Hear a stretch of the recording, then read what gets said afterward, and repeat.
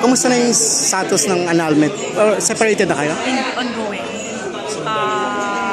Hopefully, I'm praying, I'm crossing my fingers. Hopefully, I get my annulment Soon. Yun na lang iniintay. Ano yung pinaka-reason mo doon sa bakit parang mabilis tong annulment? Kasi parang ang tagal talaga ng annulment process, di ba? Wala kasi kumbinsido na rin ako na wala na chance. Tsaka ayoko na.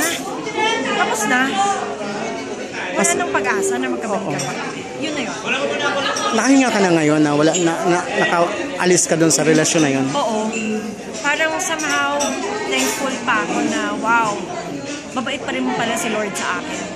Alam mo yun? Kasi masasabi ko now I'm more independent. You know, nung naging single ako, mas nakakapag-desisyon ako sa sarili ko. And mas naging adventurous ako. Tsaka mas marami ako nami-meet na iba't ibang tao. Naging battered wife ka ba?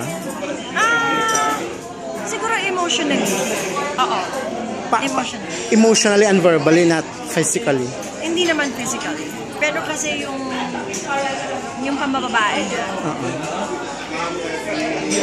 Ano yan eh, masakit pa yan sa physical eh. Sana physical na lang niya ako, diba? Nakahuli ka? Oo. Nakita mo sa mata mo? May mga proofs ako. Kaya doon ko na-prove na, kasi nung una, dininay siya dininay niya. Binigyan ko pa rin siya ng benefit of the doubt. Siyempre, minahal mo, asawa mo, may tiwala ka. Binigyan ko pa rin siya ng benefit of the doubt, pero nawala lahat yun nung makita ko yung mga... Are you not dating now? I am.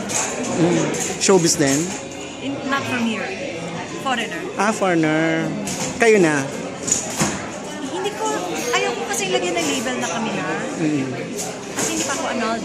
Oo nga eh. Pero dating pa rin dating? I date, yes. I meet people. Yun ang kagandahan pag nagbabiyahe. Na nakakamit ako ng iba-ibang tao, iba-ibang culture, iba-ibang lahi. But you are more careful now? Tsaka hindi na ako dun sa... Hindi na ako para makipaglaro ka. Makipagbulahan o yung date ngayon, wala na bukas, ganon. I look forward to someone who's mature. Yung pwedeng may potential na maging partner mo in life.